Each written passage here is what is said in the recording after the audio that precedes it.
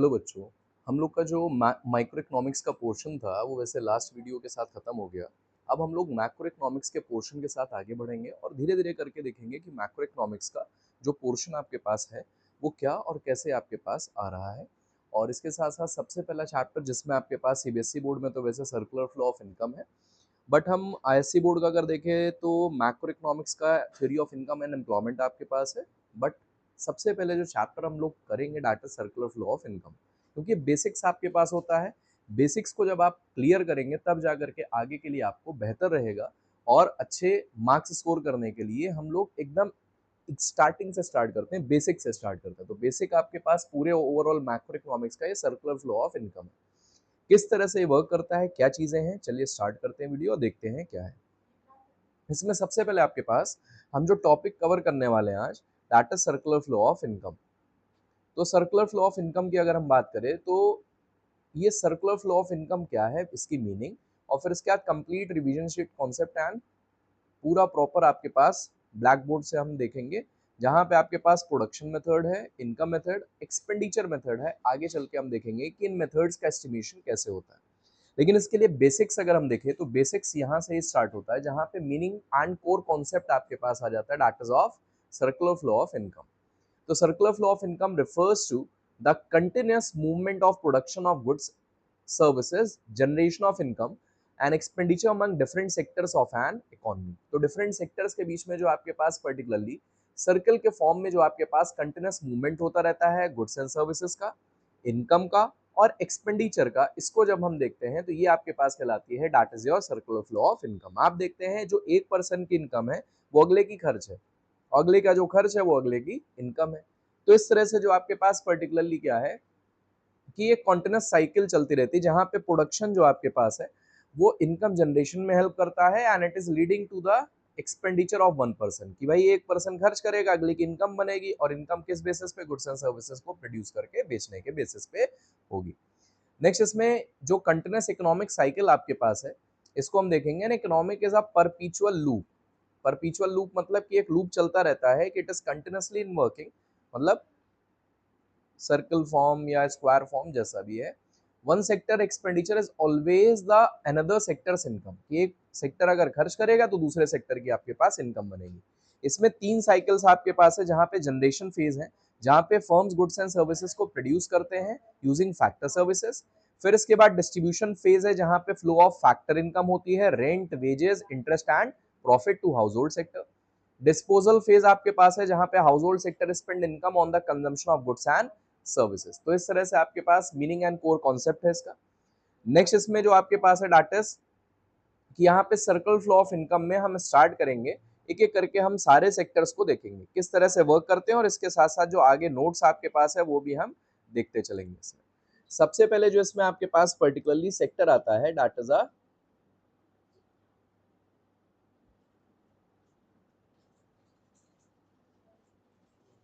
House hold sector.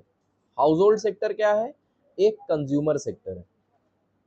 It is a consumer sector which consumes different type of goods and services. Those are being produced by the household or firm.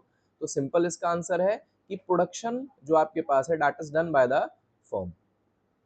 ठीक है, तो firm जो आपके पास है that is a producer sector which produces different type of goods and services, those are being consumed by household sector। जो household sector consume करता है different goods and services का, उसका प्रोडक्शन आपके पास फर्म के द्वारा किया जाता है। फर्म प्रोड्यूस करता है वेरियस गुड्स एंड सर्विसेज, जो कि हाउस होल्ड क्या कर रहा है, इस्तेमाल कर रहा है, यूज कर रहा है, क्योंकि हाउस होल्ड बोल रहा है कि हम एक कंज्यूमर सेक्टर है, हम कंज्यूम करेंगे different type of goods and services.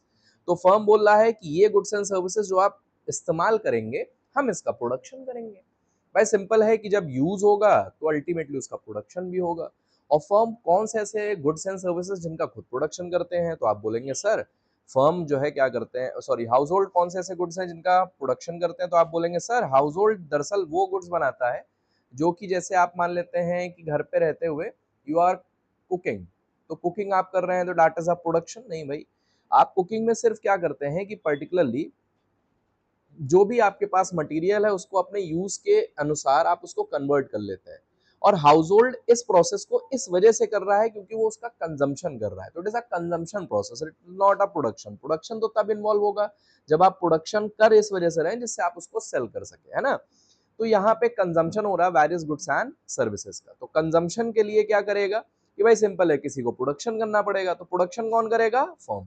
तो फर्म का कहने का मतलब यहाँ पे फर्म अगर प्रोडक्शन कर रहा है तो इस केस में फर्म क्या करेगा? फर्म अगर प्रोडक्शन कर रहा है तो फर्म क्या करेगा भाई? फर्म को वेरियस फैक्टर्स ऑफ प्रोडक्शन की रिक्वायरमेंट है जो कि हाउस होल्ड से ट्रांसफर होंगे टुवर्ड्स फर्म, क्योंकि जो आपके पास फर्म है, firm various goods and services का क्या करेगा? प्रोडक्शन करेगा। तो प्रोडक्शन के लिए उसको चाहिए वेरियस फैक्टर्स ऑफ प्रोडक्शन। वो फैक्टर्स ऑफ प्रोडक्शन आपके पास चार हैं, लैंड है, लेबर है, कैपिटल है एंड एंटरप्रेन्योरशिप है।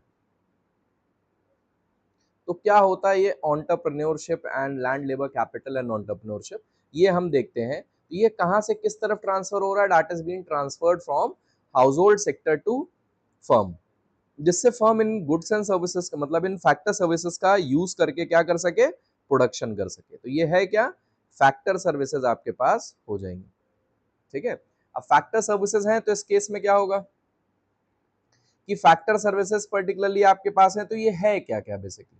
तो सबसे पहले जिसमें आपके पास आता है लैंड। लैंड की बात करें तो नेचुरल गिफ्ट्स है, स्पेस हो गए, मिनरल्स हो गए। तो जिसमें आपके पास particularly farm, factory, floor space, water sources, ये सब आपके पास क्या हो जाएंगे? लैंड। तो लैंड में आप बोलेंगे सर जमीन का एक हिस्सा है, इसको हम लैंड बोलते हैं, लेकिन लैंड में other free gift of nature भी इन्वॉल्व है जो कि इस्तेमाल किया जाता है for production of goods and services, जिसमें फैक्ट्री फ्लोर स्पेस आ गई, वाटर सोर्सेज आ गए, फार्म आ गए, मिनरल्स आ गए, ये सब इसी में आ जाएंगे जो कि नेचुरल गिफ्ट है, बट स्कार्स इन नेचर, इस वजह से इसका कुछ प्राइस होता है। तो अल्टीमेटली लैंड के बेसिस पे क्या मिलता है हमको? रेंट। फिर इसी तरह से लेबर आता है, तो आप लेबर कहेंगे सर लेबर वो इंसान है जो कि प्रोडक्शन में इन्वॉल्व है, तो हम बोलेंगे अच्छा लेबर अगर आपके मायने में ये मतलब है तो आप इस वर्ड का इस्तेमाल मतलब यूज डेली बेसिस पे करते हैं। तो डेली बेसिस पे जब आप करते हैं इस गुड्स का इस्तेमाल मतलब इस पर्टिकुलरली वर्ड का इस्तेमाल, तो आप बोलते हैं सर वो इंसान जा रहा है उसको हम लेबर बोल रहे हैं। तो चलिए उसी वर्ड को हम यूज करके इंग्लिश में एक सेंटेंस बनाते हैं और हिंदी में एक सेंटेंस फॉर्म करते हैं। इंग्लिश में हम बोलते हैं कि आज हमने बहुत सारी मेहनत कर ली। भाई दिन भर के बाद जब आप शाम को घर जाते हैं तो आप बोलते हैं आज मैंने बहुत मेहनत कर ली, और इसी को जब आप इंग्लिश में बोलते हैं तो आप बोलते हैं I have done lots of labour today, I performed lots of labour today, कि आज मैंने बहुत सारी मेहनत कर ली, आज मैंने बहुत सारा वर्क कर लिया। तो इसका ये मतलब है I have done lots of labour today. तो लेबर का मतलब मेहनत होता है, और आप बोलते हैं वो देखो मेहनत चलते हुए जा रही है, वो देखो लेबर जा रहा है। तो लेबर का मतलब वो इंसान नहीं है, बल्कि उस इंसान के द्वारा की गई वर्क है, काम है, तो उसको हम लेबर कहते हैं। क्या कहते हैं? लेबर। और ये दो तरीके से आपके पास होते हैं, मेंटल एफर्ट्स होते हैं, ह्यूमन फिजिकल मतलब फिजिकल एफर्ट्स भी होते हैं। तो फिजिकल एफर्ट्स आपके पास है, मेंटल वर्कफोर्स जो आपके पास है, जो मेहनत आप कर रहे हैं उसको हम कहेंगे दैट इज लेबर। और लेबर के बेसिस पे क्या पेमेंट होगा? वेजेस। फैक्ट्री वर्कर जो आपके पास है, इंजीनियर्स आपके पास है, एडमिनिस्ट्रेटर है, those are providing various type of labour. अब कैपिटल की हम बात करें तो कैपिटल का क्या मतलब है? Capital refers to produce means of production. मान लेते हैं कि आप एक फर्नीचर खरीदते हैं, तो क्या बोलते हैं? वो फर्नीचर जो आप लेकर के आए हैं वो फर्नीचर क्या है? घर पे अगर मान लेते हैं लेके आए तो आप क्या बोलेंगे? आज कैपिटल लेके आए घर पे? नहीं, कैपिटल नहीं लेके आए हैं बल्कि आप फर्नीचर लाए हैं। लेकिन यही जो आपके पास पर्टिकुलरली फर्नीचर है, अगर ऑफिस में आप यूज करते हैं, ऑफिस में लेकर के जाते हो, तो आप बोलते हैं कि आज हम जो है पर्टिकुलरली क्या लाए हैं? That is capital. तो कैपिटल वर्ड का इंट्रोडक्शन तब होता है जब उसका इस्तेमाल किसी प्रोडक्टिव नेचर के लिए किया जाए, प्रोडक्शन के लिए किया जाए। फैक्टर रिवॉर्ड मतलब इसके रिवॉर्ड में आप उनको पेमेंट करते हैं इंटरेस्ट, जैसे कि machinery, assembly tools, tech infrastructure, ये सब आप लेकर के आते हैं, ये सब आपके लिए कैपिटल है। कैपिटल का मतलब सिर्फ पैसा नहीं होता है, बल्कि इसका मतलब होता है कि जो भी आप इन्वेस्टमेंट कर रहे हैं that is the part of capital. Enterprise की बात करें या एंटरप्रेन्योरशिप की, तो resources, organising factors and bearing risk. तो जो जो ये सर्विसेज प्रोवाइड करता है ना, जैसे जो ओनर होता है ना वो एंटरप्रेन्योर कहलाता है, और जो सर्विसेज आपका प्रोवाइड करता है वो आपके पास कहलाता है organising factor and bearing risk आपके पास है। तो बेसिकली फैक्टर्स को ऑर्गेनाइज करता है, ऑर्गेनाइज करके रिस्क को बेयर करता है, और उस बेसिस पे उनको रिसीव होता है प्रॉफिट। क्या रिसीव होता है? प्रॉफिट। और फर्म ओनर्स आ गए, विजनरीज आ गए, स्टार्टअप फाउंडर्स आ गए, ये सब आपके एंटरप्रेन्योर्स हैं। इनकी सेवाएं जो होती हैं वो आपके पास कहलाती है एंटरप्राइज। अब यहाँ पे आपके पास फैक्टर सर्विसेज जो सप्लाई कर रहा है हाउस होल्ड, वो आपके पास पर्टिकुलरली पे की जाती है, फैक्टर पेमेंट उसके बेसिस पे आप पे करते हैं। This exchange form the foundation of all economic model. तो आप फैक्टर सर्विसेज देते हैं और फैक्टर पेमेंट आपको रिसीव होता है। ठीक है, तो इस केस में आपके पास पर्टिकुलरली फैक्टर सर्विसेज आपने दी और फर्म इस बेसिस पे आपको प्रोवाइड करेगा, दैट इज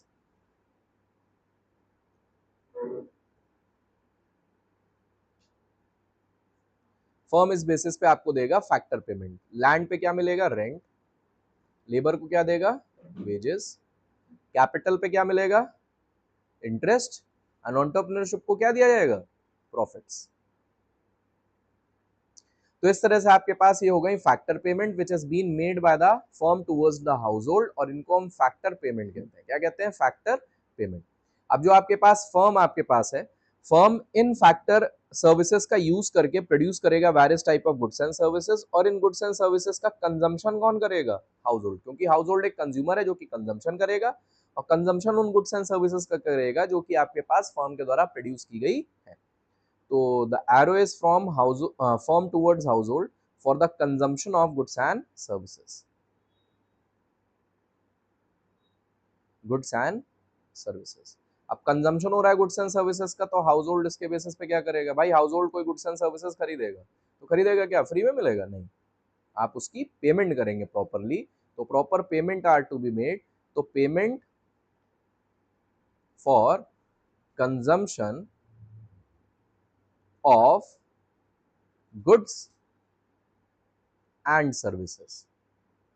ठीक है, तो भाई कंजम्पशन आपने किया है, कंजम्पशन के बेसिस पे आप पेमेंट कर देंगे फर्म को, और फर्म को इस बेसिस पे आपकी इनकम मिल जाएगी जो भी गुड्स एंड सर्विसेज उन्होंने प्रोवाइड किए। तो ये टू सेक्टर मॉडल है विदाउट बैंक। मतलब यहाँ पे बैंक आपके पास नहीं है, यहाँ पे आपके पास टू सेक्टर मॉडल आपके पास है, और टू सेक्टर मॉडल में आपके पास पर्टिकुलरली सिर्फ और सिर्फ आपके पास क्या आ जाएगा? That is house hold and firm. अब आपके पास नेक्स्ट आता है डाटस कि यहाँ पे जितनी इनकम अर्न की जा रही है, मतलब जितना हाउस होल्ड जो है particularly rent, wages, interest and profit form में रिसीव कर रहा है, उतना पूरा कंजम्पशन कर ले रहा है, सेविंग कुछ भी नहीं है। लेकिन अब एंट्री होगी बैंक की या फाइनेंशियल मार्केट की। अब जब आपके पास बैंक आएगा या फाइनेंशियल मार्केट आएगा, तो इस केस में क्या होगा? भाई बैंक है, फाइनेंशियल मार्केट है, तो इस केस में आपके पास कुछ पैसा हाउस होल्ड सेव करेगा टूवर्ड्स बैंक। टूवर्ड्स बैंक आपके पास ये पैसा सेव किया जाएगा। अगर पैसा सेव किया जाएगा हाउस होल्ड से बैंक की तरफ, तो अभी तक जो आपके पास चल रहा था वो क्या है वो समझते हैं। यहाँ पे आपके पास पर्टिकुलरली एक कॉन्सेप्ट आ जाता है, दैट इज स्टॉक कॉन्सेप्ट। एक कॉन्सेप्ट आपके पास आ जाता है स्टॉक, और एक आता है फ्लो। क्या होता है पहले इसको हम समझेंगे। Stock concept refers to when the variables are measured at a particular point of time. किसी भी चीज को एक पॉइंट ऑफ टाइम पे मेजर करते हैं, कि जैसे आप तैयार करते हैं पर्टिकुलरली बैलेंस शीट, तो balance sheet for the year बनाते हैं कि एज ऑन। बैलेंस शीट अगर देखें तो एज ऑन हमेशा बैलेंस शीट बनाई जाती है। तो एज ऑन बनाई जाती है तो ऑन 31 मार्च। तो जो भी वैल्यूज आपके पास है 31 मार्च को वो कितनी है वो दिखाई जाती है किसमें? बैलेंस शीट में। और वो सब स्टॉक कॉन्सेप्ट आपके पास है, चाहे वो फिक्स्ड एसेट हो चाहे वो करंट एसेट्स हो, सारी वैल्यूज आपके पास एक पॉइंट ऑफ टाइम पे मेजर करते हैं। जबकि फ्लो बोलता है फॉर द ईयर एंडिंग, मतलब पीरियड ऑफ टाइम पे आप उसको मेजर कर रहे हैं। जैसे डेप्रीशिएशन क्या होगा? फॉर द ईयर, है ना। एक्सपोर्ट फॉर द ईयर, ठीक है। फिर इसके बाद इंपोर्ट्स फॉर द ईयर, फिर इसके बाद आपके पास particularly sales for the year, purchases for the year, profit for the year. तो जो आपका फॉर द ईयर होता है, मतलब एक पीरियड ऑफ टाइम पे मेजर किया जाता है, पर आवर, पर week, per month, per year, वो आपके पास कहलाता है फ्लो कॉन्सेप्ट। ठीक है, जो आपके पास स्टॉक कॉन्सेप्ट है, इसका टाइम डायमेंशन नहीं होता, तो जैसा है वो वैसा ही रहेगा, चेंजेस नहीं होगा, स्टैटिक है। और डायनेमिक ये फ्लो कॉन्सेप्ट इस वजह से है क्योंकि ये पीरियड ऑफ टाइम पे मेजर किया जाता है, तो टाइम डायमेंशन आ जाता है कि तब मतलब इसमें चेंजेस होते रहते हैं। जैसे एक नदी आप देखेंगे तो नदी आपको दिखेगी सेम, लेकिन इसमें कई बार आपके पास पानी ऐड होगा और कई बार पानी आपके पास इसमें माइनस भी होगा। कहने का मतलब नदी तो वही रहेगी, तो नदी वो है तो वो स्टॉक है। लेकिन अगर मान लेते हैं इसमें अगर पानी देखे तो आप देखते हैं ना कि समर के समय में पानी कम हो जाता है, लेकिन जैसे ही रेनी सीजन आता है वैसे इसमें पानी और बढ़ जाता है, तो नदी आपकी भर जाएगी। मतलब डायनेमिक नेचर आपके पास फ्लो का होता है जहां पे चेंजेस एग्जिस्ट करते हैं। कॉन्सेप्ट स्टैटिक कॉन्सेप्ट है और ये डायनेमिक कॉन्सेप्ट आपके पास, जैसा मैंने अभी बताया, जैसे कि नेशनल इनकम है, सैलरी है, वेल्थ ऑफ नेशन आपके पास है। एग्जाम्पल के तौर पे। फिर इसके बाद capital stock of a firm एक पॉइंट ऑफ टाइम पे, money supply in a bank एक पॉइंट ऑफ टाइम पे, वेल्थ ऑफ अ नेशन मतलब पूरे देश की कितनी वेल्थ है वो पॉइंट ऑफ टाइम पे, साल इन्वेस्टमेंट जो होगा साल भर का महीने भर का, मतलब साल भर का ज्यादातर बताया जाता है, सैलरी जो आपके पास है पर एनम है, नेशनल इनकम पर ईयर, फिर इसके बाद मॉनेटरी स्पेंडिंग पर मंथ, आपके पास कितना आप खर्च करते हैं पर मंथ आप बताते हैं। तो ये आपके पास स्टॉक ऑफ फ्लो कॉन्सेप्ट हो गया। इसके बाद इसी में आपके पास एक कॉन्सेप्ट आता है जिसको हम कहते हैं that is regarded as real flow and money flow. Real flow का मतलब होता है that refers to flow of goods and services between different sectors of an economy. अब गुड्स भी है, सर्विसेज भी है और फैक्टर सर्विसेज भी आपके पास होगी। तो फैक्टर सर्विसेज और गुड्स का फ्लो डिफरेंट सेक्टर्स के बीच में आपके पास है, उसको हम कहते हैं रियल फ्लो। जैसे कि house hold land labour capital and entrepreneurship provide करता है फर्म्स को, और फर्म्स उनका यूज करके गुड्स एंड सर्विसेज प्रोवाइड करते हैं हाउस होल्ड। तो जो गुड्स एंड सर्विसेज का फ्लो है, जो आपके पास फैक्टर सर्विसेज का फ्लो है, वो सब आपके पास रियल फ्लो है। जबकि मनी फ्लो आपके पास क्या है, money flow refers to monetary compensation, मतलब कि जो पैसा आपके पास हुआ, मतलब मनी का जो फ्लो है डिफरेंट सेक्टर्स के बीच में। जैसे फर्म ने पे किया rent wage interest and profit to the household, और हाउस होल्ड ने पे किया monetary revenue to the firm for buying goods, goods को परचेज करने के लिए फर्म ने आपके पास हाउस होल्ड ने फर्म को पेमेंट किया ऑफ मनी। तो real flow money flow opposite direction में बट इक्वल वैल्यू में मूव करते हैं, अपोजिट डायरेक्शन है बट इक्वल वैल्यू में मूवमेंट होगा। तो अब रियल फ्लो क्या है, मनी फ्लो क्या है, वो देख लेते हैं। भाई सिंपल है कि आपने land labour capital and entrepreneurship दिया और उसके बेसिस पे गुड्स एंड सर्विसेज रिसीव हुआ। तो जो इनर सर्कल आपको दिख रहा है ये आपके पास पर्टिकुलरली क्या हो जाएगा, ये आपके पास हो जाएगा दैट इज योर, ये जो इनर सर्कल आपके पास है, ये जो इनर सर्कल आप देख रहे हैं ना, तो इनर सर्कल जो आपके पास है ये रियल फ्लो आपके पास है, ये आपके पास रियल फ्लो कहलाएगा। और जबकि जो ये आउटर सर्कल आप देख रहे हैं, यहां से आपके पास, यहां से इस तरफ होते हुए और यहाँ पे आपके पास आ रहा है, तो आउटर सर्कल जो आपके पास दिख रहा है, तो आउटर सर्कल आपके पास किस चीज का है, that is of money flow, ये आपके पास मनी फ्लो कहलाएगा। ठीक है, मनी का फ्लो है डिफरेंट सेक्टर्स के बीच में। तो मनी का फ्लो आपके पास है डिफरेंट सेक्टर्स के बीच में, इसको कहेंगे दैट इज मनी फ्लो। अब यहां से जो कुछ पैसा था आपके पास, वैसे तो पूरा पैसा इस्तेमाल किया जा रहा था, लेकिन कुछ पैसा आपके पास सेविंग फॉर्म में आ गया हाउस होल्ड से बैंक की तरफ, और सेविंग्स आ गया, तो सेविंग्स का दूसरा नाम आपके पास लीकेजेस भी कहलाता है। क्या कहलाता है, लीकेजेस। इसी तरह से बैंक से आपके पास वही पैसा जाएगा फर्म के पास, लेकिन जब तक ये पैसा बैंक के पास रहता है तब तक ये पैसा इकोनॉमिक एक्टिविटीज से बाहर हो जाता है। इकोनॉमिक एक्टिविटी क्या होती है, that is consumption and production. तो बैंक इसका ना कंजम्पशन में इस्तेमाल करेगा ना प्रोडक्शन में। जब तक ये पैसा बैंक के पास है तब तक ये मनी आइडल है, लेकिन यही पैसा जब सेविंग का बैंक से ट्रांसफर हो जाता है towards firm in the form of loan, तो फर्म इसका इस्तेमाल प्रोडक्शन में करते हैं। तो जिस पैसे का इस्तेमाल प्रोडक्शन में किया जाएगा उसको हम क्या कहेंगे, that is regarded as investments. क्या कहेंगे इसको, इन्वेस्टमेंट्स। और इन्वेस्टमेंट्स का दूसरा नाम आपके पास क्या, दैट इज योर इंजेक्शंस। क्या कहलाता है, इंजेक्शंस आपके पास कहलाता है। इसके लिए बहुत अच्छी स्टोरी आपके पास है, कहिए तो सुना है, चलिए सुना ही देते हैं। दो दोस्त हैं बहुत अच्छे एकदम, मतलब घनिष्ठ मित्र आपके पास हैं, पर्टिकुलरली आप जिनको कहते हैं that is best friend for ever, कहते हैं ना हमारे सर बेस्ट फ्रेंड आपके पास हैं। ये किसी का नाम नहीं लेंगे, पर्सनल मत लीजिएगा। एक्स एंड वाई बहुत अच्छे दोस्त थे। लीकेजेस और इंजेक्शन को समझने के लिए कि इसकी वर्किंग का इम्पैक्ट इकोनॉमी के ऊपर क्या पड़ता है, वैसे क्योंकि ये पैसा बाहर चला जाता है इकोनॉमी से, तो सिंपल मीनिंग में आप ये कह सकते हैं कि इस समय आपकी इकोनॉमी वीक हो जाती है व्हेन द सेविंग एग्जिस्ट, क्योंकि वो पैसा बैंक के पास है और इससे कोई इकोनॉमिक एक्टिविटी परफॉर्म नहीं की जा रही है। और वही पैसा इन्वेस्टमेंट फॉर्म में जब वापस फर्म यूज करता है प्रोडक्शन में, तो उतने से प्रोडक्शन बढ़ जाता है ना। तो इकोनॉमिक एक्टिविटी में पैसा ऐड हो रहा है और माइनस हो रहा है। जब ऐड होगा इन्वेस्टमेंट के तौर पे तो इकोनॉमी सरप्लस में मतलब प्लस में आएगी, और ultimately that will have a positive impact. और जब यही पैसा सेविंग फॉर्म में बैंक के पास जाएगा तो इकोनॉमी माइनस में आएगी, and that will be negative for the economic conditions. अब ये आपके पास नेक्स्ट आ गया, दैट इज मिस्टर एक्स आपके पास आ गया और मिस्टर वाई आपके पास आ गया। अब मिस्टर एक्स और मिस्टर वाई दो अलग अलग व्यक्ति हैं, ठीक है, बेस्ट फ्रेंड फॉर एवर।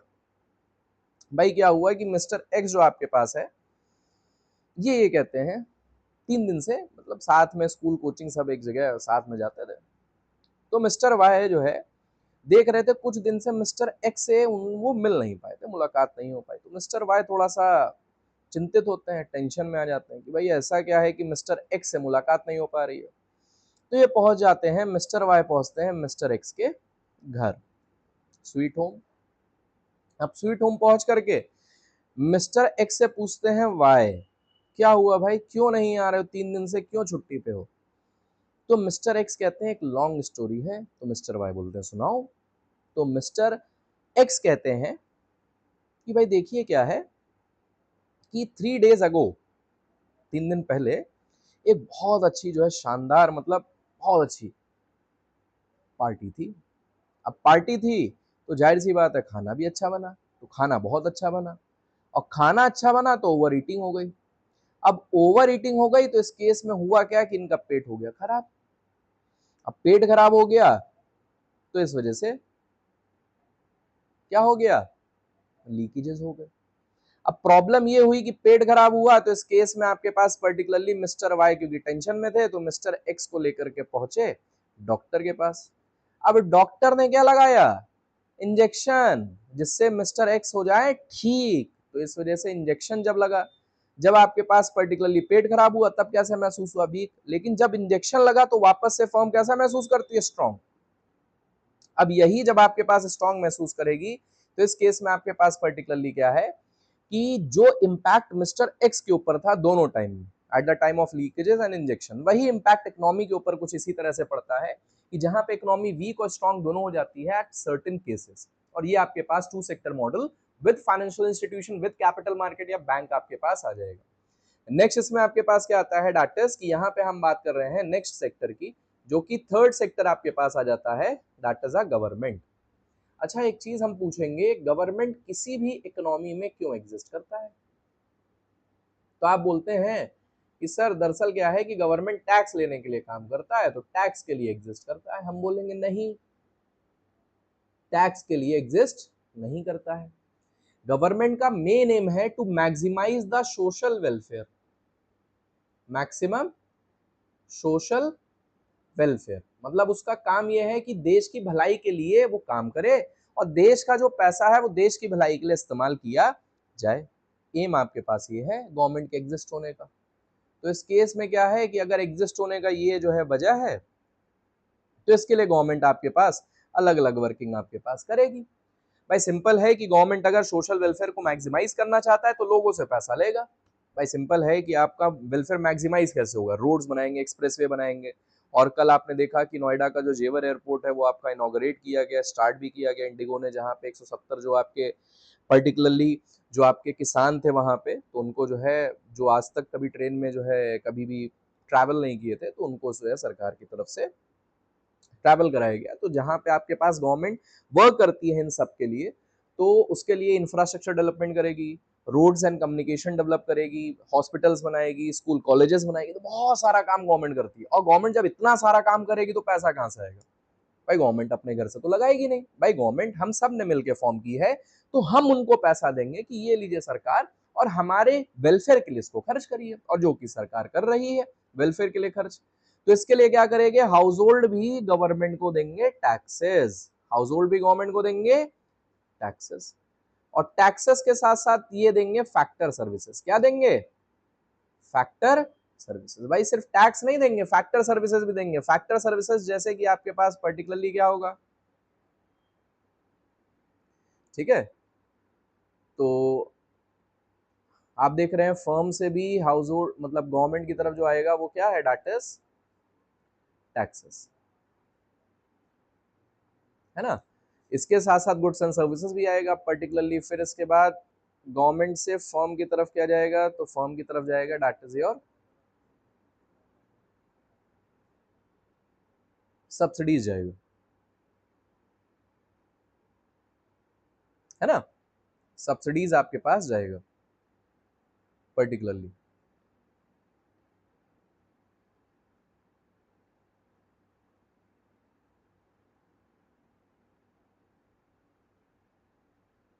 हो सकता है यहाँ पे ना दिख रहा हो तो आपको, हम आपको जो है यहाँ पे लिख दे रहे हैं, गवर्नमेंट से फर्म की तरफ सब्सिडीज जाएगा, ठीक। और फर्म जो है टैक्सेस पे करेगा किसको, गवर्नमेंट को। किसको पे करेगा? गवर्नमेंट को। तो दोनों तरफ से टैक्स आपके पास आएगा। तो टैक्स क्या होता है वो बताइए। तो आप बोलेंगे सर टैक्स का मतलब जो पैसा हम सरकार को देते हैं। मान लेते हैं कि आप जो है रूल या लॉ ब्रेक कर रहे हैं, जैसे कि मान लेते हैं कि आप स्कूटी पे जा रहे हो, 3 लोग बैठ के जा रहे हैं, तो अगर 3 लोग बैठ के जाएंगे तो भाई जाहिर सी बात है ट्रैफिक चालान आपका कटेगा भाई, कैमरे से कटेगा, या कोई पुलिस इंस्पेक्टर या फिर ऑफिसर्स होंगे वो आपका चालान काटेंगे। अब चालान क्यों काट रहे हैं भाई, आप गलत कर रहे हैं ना, स्कूटी से 3 लोग क्यों जा रहे हैं, जब अलाउड सिर्फ 2 लोग हैं, हेलमेट लगा के जाना है, तो जब सारी चीजें कानून आपके लिए ही बनाया गया तो उसको आप ही को फॉलो करना है। तो आपको फॉलो करने के लिए अगर आप फॉलो नहीं करते हैं तो गवर्नमेंट उस बेसिस पे आपको पनिश करती है in the form of fines and penalties. तो ये भी तो गवर्नमेंट को आप पैसा दे रहे हैं, तो क्या ये टैक्स है? नहीं, ये टैक्स नहीं। दरअसल क्या है कि टैक्स वो अमाउंट होता है जो कि एक कंपलसरी कंट्रीब्यूशन होता है जो कि हम गवर्नमेंट को देते हैं अपनी इनकम से, जिससे सरकार जो हमारे लिए काम कर रही है उन सरकार के पास इतना पैसा हो सके कि हमारी सोशल वेलफेयर स्कीम्स के लिए, वो फंडिंग के लिए वो पैसा उनके पास अवेलेबल हो। तो इसके लिए हम उनको टैक्स देते हैं। और फैक्टर सर्विसेज भी देते हैं, जैसे गवर्नमेंट एम्प्लॉयज होते हैं वो प्रोवाइड करते हैं लेबर, या फिर गवर्नमेंट ऑफिसर्स वर्क करते हैं आपकी प्रॉपर्टी पे, तो वो हो गया लैंड आपकी तरफ से। और कैपिटल इस रूप में आप देते हैं कि जैसे मान लेते हैं पर्टिकुलरली आप किसी गवर्नमेंट डिपार्टमेंट्स के, या गवर्नमेंट जो आपके पास वेरियस फर्म्स ऑपरेट कर रही हैं जैसे एनएचएआई है या आरईसीएल आपके पास है, इनके अगर बॉन्ड्स या डिवेंचर आप खरीदते हैं तो कैपिटल कंट्रीब्यूशन है। और वही मान लेते हैं जैसे कभी गवर्नमेंट की कोई अगर मान लेते हैं कि आप खरीद रहे हैं डाटा योर पर्टिकुलरली शेयर्स, है ना, जैसे एलआईसी के शेयर खरीद लिए या अलग अलग कंपनी के अपने शेयर्स खरीद लिए, तो आपका एंटरप्रेन्योरशिप वहां पे कंट्रीब्यूशन है, and you will receive dividend in the form of, मतलब profit in the form of dividends, ठीक है। और अगर कैपिटल कंट्रीब्यूशन है तो इंटरेस्ट मिलेगा, और अगर गवर्नमेंट एम्प्लॉई है तो वेजेस या सैलरी मिलेगी, और अगर आपने कोई लैंड एरिया प्रोवाइड किया है गवर्नमेंट ऑफिसर्स के लिए तो आपको रेंट मिलेगा। तो इस केस में आपको रिसीव क्या होगा, आपको रिसीव होगा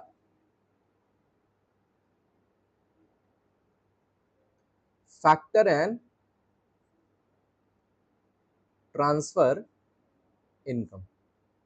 तो फैक्टर इनकम रिसीव होगा, ट्रांसफर इनकम रिसीव होगा। अब ये फैक्टर इनकम क्या है वो हमने देख लिया, rent, wage, interest and profit.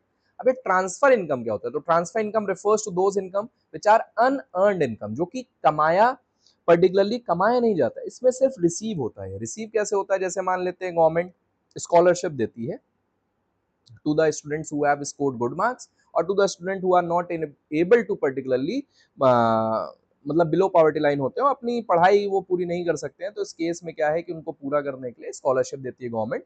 जैसे स्कीम के अंतर्गत जो है जो पुअर चाइल्ड्स है उनको हेल्प करती है, वो बच्चों को हेल्प करती है। और फ्री लैपटॉप डिस्ट्रीब्यूशन है, free cycle, scooty, various state government आपकी ऑफर करती है, तो वो एक तरीके से ट्रांसफर इनकम है हमारे लिए, है ना, जो कि गवर्नमेंट प्रोवाइड करती है हमको, जिससे हम अपनी वेरियस जो आपकी जरूरतें हैं जो हम अपने पैसे से फैक्टर इनकम से पूरा नहीं कर पा रहे, जो पुअर पर्सन है, तो उनके लिए ज्यादातर ट्रांसफर इनकम होती है। जैसे अनएम्प्लॉयमेंट अलाउंसेज आपके पास हो गया, और भी ऐसे ही हो जाएंगे ट्रांसफर इनकम। अब यहाँ पे आपके पास पर्टिकुलरली नेक्स्ट आ जाता है कि फर्म को सब्सिडी देते हैं। तो सब्सिडी क्या होती है, कोई बता सकता है? तो सब्सिडी जो आपके पास है, सब्सिडी आपके पास बेसिकली क्या है कि दैट इज टैक्सेस, तो समझ में आ गया। तो सब्सिडी क्या है, तो सब्सिडी आपके कह सकते हैं, लोग कहते हैं फाइनेंशियल असिस्टेंस, लेकिन एक्चुअली में this is tax concession. Tax में ही जितना पैसा सरकार छोड़ देती है उसको हम कहते हैं दैट इज सब्सिडी। लेकिन कई बार ये सब्सिडी आपका टैक्स से भी ज्यादा हो जाता है। टैक्स से कैसे ज्यादा हो जाता है, जैसे free food distribution by the government, free houses distribution by the government, भाई गरीब को जो है फ्री में जो है हाउसेस प्रोवाइड किए जाते हैं। इसके साथ साथ आपके पास पर्टिकुलरली फ्री में आपके पास गवर्नमेंट क्या प्रोवाइड करती है, तो गवर्नमेंट आपकी फ्री में प्रोवाइड करती है that is your food, free food distribution करती है गवर्नमेंट, जो कि अभी प्राइम मिनिस्टर द्वारा प्रोवाइड किया गया था, जो आपके कोविड के समय में काफ़ी 80 करोड़ शायद भारतीयों को उन्होंने जो है अनाज दिया था। मतलब जो भी डेटा है, डेटा पे नहीं जाते, लेकिन फ्री फूड डिस्ट्रीब्यूशन आपके पास किया गया गवर्नमेंट के द्वारा। इसके साथ साथ हाउसेज जो आपके पास हैं वो भी दिए जाते हैं सरकार के द्वारा। इसके साथ साथ आपका क्लोथिंग भी दी जाती है, फूड शेल्टर क्लोथिंग। तो क्लोथिंग में आपके पास क्या आ जाएगा, जैसे कंबल डिस्ट्रीब्यूशन किया जाता है ना ठंड में, तो वो क्लोथिंग में आपके पास आ जाएगा। तो फ्री फूड मतलब food shelter and particularly that's clothing provide किया जाता है सरकार के द्वारा ऐसे लोगों को जो उनको अफोर्ड नहीं कर सकते, और वो एक तरीके से फाइनेंशियल असिस्टेंस हो जाएगी। क्या हो जाएगी, आर्थिक मदद। आर्थिक मदद भाई, सब्सिडी आपका जो दिया जाता है, तो सब्सिडी दो पर्पज से दिया जाता है। सब्सिडी जो आपके पास है वो दो पर्पज से आपको दिया जा रहा है। एक आपके पास है फाइनेंशियल असिस्टेंस, जो आपके गरीब हैं उनको आर्थिक मदद दी जा रही है ना, आर्थिक मदद दी जा रही है। और एक आपके पास है मोटिवेट टू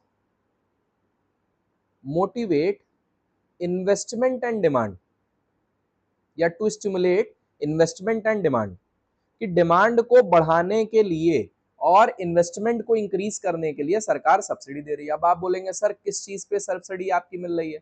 ये तो फूड शेल्टर क्लोथिंग पे हो गई। ये आपके पास जैसे ईवीज इलेक्ट्रिक व्हीकल है तो सरकार उस पे अडॉप्ट करने के लिए आपको ईवी पे जो है क्या दे रही है? सब्सिडी दे रही है।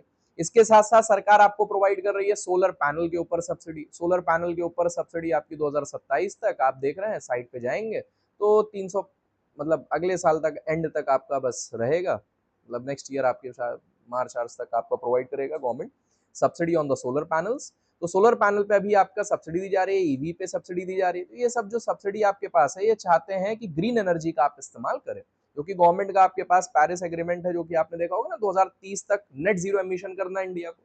तो उसके लिए सरकार मतलब गवर्नमेंट वर्क कर रही है, और गवर्नमेंट ये चाहती है कि भाई आप भी इसको अडॉप्ट करें। कई लोग बोल रहे हैं सरकार इतना पेट्रोल और डीजल का प्राइस बढ़ा दी है, कम नहीं कर रही। तो भाई कम नहीं कर रही, उनको भी तो स्ट्रैटेजी बनाई है इंटरनेशनल लेवल पे, उसको फॉलो करना है, जिसके लिए गवर्नमेंट क्या कर रही है कि पर्टिकुलरली आपको ग्रीन एनर्जी की तरफ लेकर के जा रही है, जिससे वो अटेन हो सके। It should be very easy to attain the policy that is been formulated by the government to in 2000 till 2030 to be the net zero emitter of CO2 या ग्रीन हाउस गैसेस। ठीक है, तो जो आपके पास zero emitter आपके पास है वो हो जाए, मतलब कि आपका नेट जीरो एमिशन हो कार्बन का। तो इसके लिए आपके पास पर्टिकुलरली ये वर्क कर रही है, जहां पे ईवी और सोलर पैनल का डेवलपमेंट किया जा रहा है, उस पर सब्सिडी भी सरकार दे रही है आपको अडॉप्ट करने के लिए। अब इसके बाद नेक्स्ट इसमें ये जो आपके पास सेक्टर आता है, इसको हम कहते हैं that is closed economy, open economy. Closed economy refers to the economy where there is no economic relation with the rest of the world, कि rest of the world का जिस पर्टिकुलर कंट्री का रिलेशन नहीं होता है उसको हम कहते हैं दैट इज क्लोज्ड इकोनॉमी। हमारे कोई भी relation rest of the world से नहीं होते, बहुत लिमिटेशन होती है जो आपके पास पर्टिकुलरली इकोनॉमी के ऊपर। ठीक है, तो यहाँ पे बाहर कंट्री से कोई रिलेशन नहीं होता। 1990 से पहले सरकार की कुछ ऐसी नीति थी जहाँ पे वो क्लोज इकोनॉमी सिस्टम पे वर्क करती थी, जहाँ पे हम चाहते थे सारी चीजें हम खुद बनाएं, और इसके लिए सरकार सब्सिडी और वेरियस स्कीम्स भी चलाया था उन्होंने। फिर 1990 में जब आपके पास एनईपी पॉलिसी आपके पास आई, न्यू इकोनॉमिक रिफॉर्म्स आपके पास आए, तो उन रिफॉर्म्स को फॉलो करते हुए उन्होंने एलपीजी फॉलो किया। LPG that is liberalisation, privatisation and globalisation. और इसको अटेन करने के लिए गवर्नमेंट ने वेरियस पॉलिसीज फॉर्मुलेट की, और इसी पॉलिसी को ये गवर्नमेंट भी आगे लेके जा रही है, जहां पे प्राइवेट सेक्टर को इंक्रीज करना है, और जो आपके पास जितने भी सेक्टर्स हैं उनको लिबरलाइज करना है और ग्लोबलाइज करना है। ग्लोबलाइज मतलब रेस्ट ऑफ द वर्ल्ड से कनेक्टेड फील होना है। इस वजह से आप देख रहे हैं ना, एमएनसीज आ रही हैं या हमारी कंपनीज बाहर आपके पास एस्टैब्लिश की जा रही हैं, बहुत सारे एग्रीमेंट्स आपके साइन हो रहे हैं। नेक्स्ट इसमें ओपन इकोनॉमी आपके पास आ गई।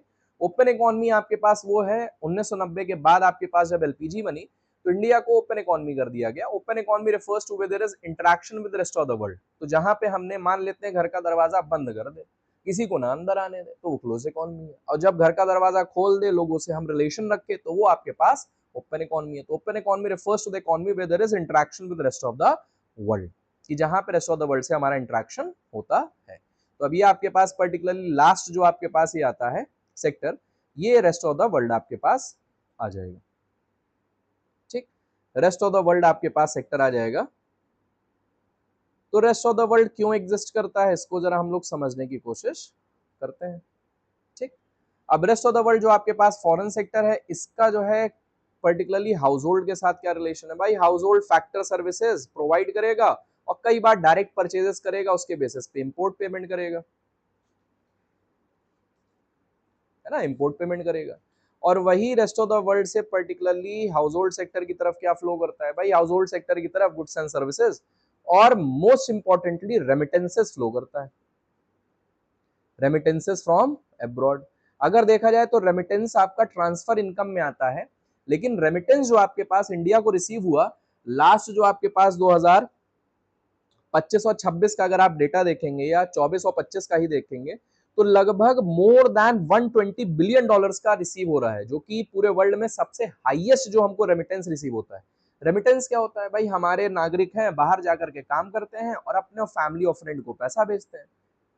हमारे देश के नागरिक बाहर जाके काम करते हो, अपने फैमिली फ्रेंड को जो पैसा भेजते हैं वो रेमिटेंसेज आपके पास कहलाता है। अब ये रेमिटेंसेज आपको कितना ही मिलता होगा, 100 करोड़ 200 करोड़ नहीं, 120 बिलियन डॉलर से भी ज्यादा पेमेंट आपके पास लगातार कई सालों से इंडिया रिसीव कर रहा है।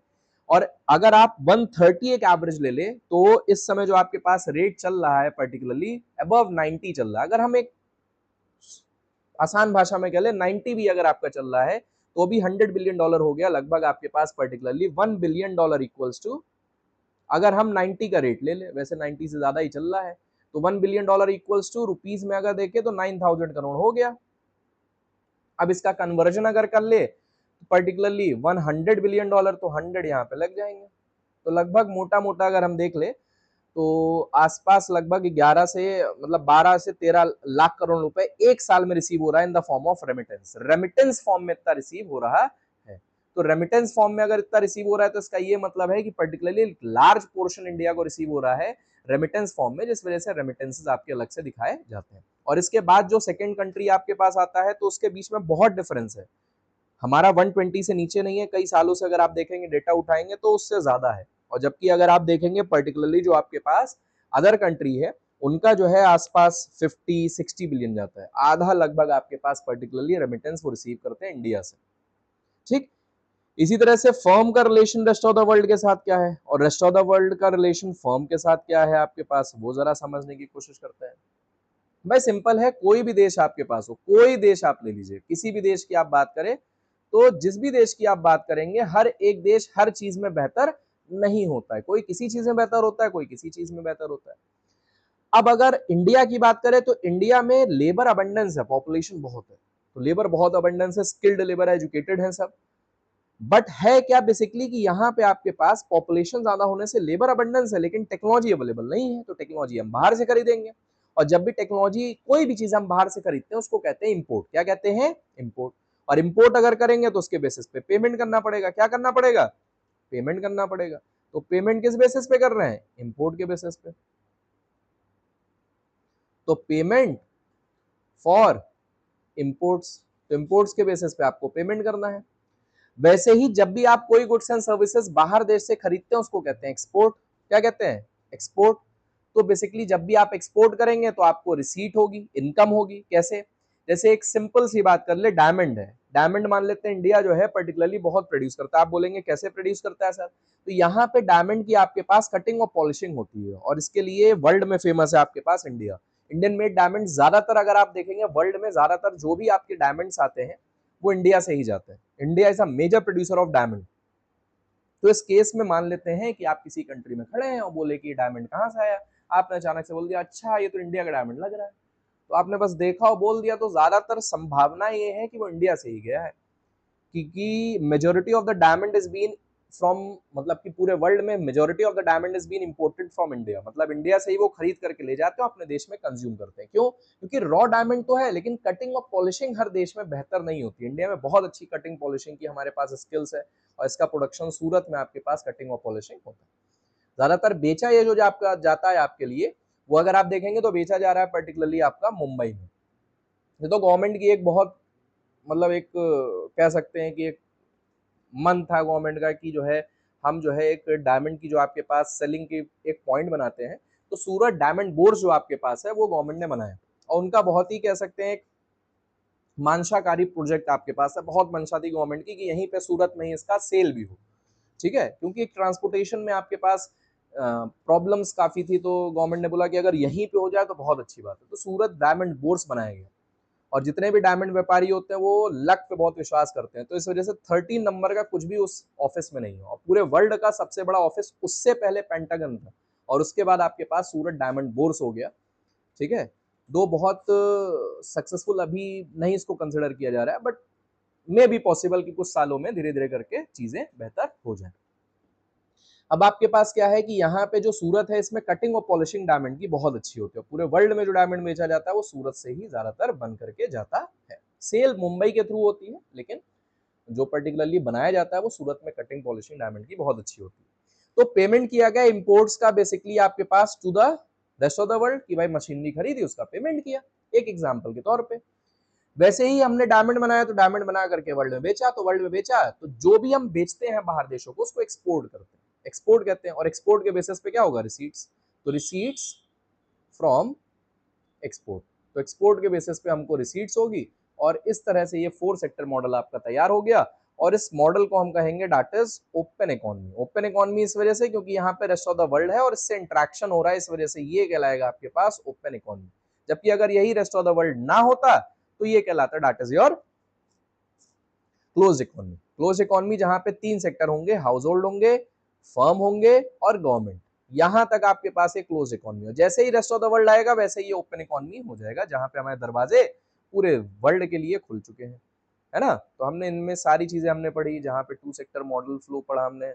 फिर इसके बाद आपके पास पर्टिकुलरली हमने क्लोज इकोनॉमी, ओपन इकोनॉमी पढ़ा, फाइनेंशियल सेक्टर आपके पास पढ़ा, और ये पूरा 4 सेक्टर मॉडल आपके पास तैयार है, जहां पे आप देख रहे हैं। लीकेजेस और इंजेक्शंस के बारे में आप देख रहे हैं, लीकेजेस एंड इंजेक्शंस आपके पास दे रखे हैं, क्योंकि हमने आपको बताया कि क्या होता है ना। फिर नेशनल इनकम आपके पास है, सेक्टर डिपेंडेंस है, पॉलिसी फॉर्मुलेशन है। आगे हम देखेंगे कि सर्कुलर फ्लो क्यों इंपॉर्टेंट है और कैसे ये वर्क करता है। और इसी के साथ आज जो आपके पास पर्टिकुलरली बोर्ड एग्जाम पॉइंट, हाँ कुछ क्वेश्चंस आपके पास हैं जो इसके इंपॉर्टेंट है।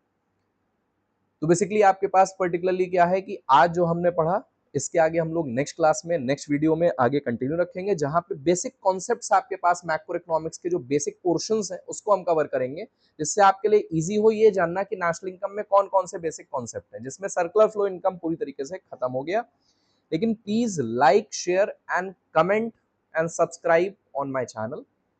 इसके साथ साथ जो भी वीडियो आपके पास है उसमें बेल आइकन दबा देंगे आप, क्योंकि सब्सक्राइब जब आप करते हैं तो उसमें बेल आइकन आता है, जब आप उसको प्रेस करेंगे तो अल्टीमेटली जैसे ही वीडियो आएगा उसकी नोटिफिकेशन आपको शो होगी। तो बेल आइकन अगर आपके पास बंद होगा तो नोटिफिकेशन नहीं आएगी, जिस वजह से आप वीडियोस आपको रिसीव नहीं होगी। तो बेल आइकन को प्रेस करके रखिए, जिससे ज्यादा आप जो है वीडियोस को शेयर कर सके, देख सके। And please subscribe my channel. Thank you so much.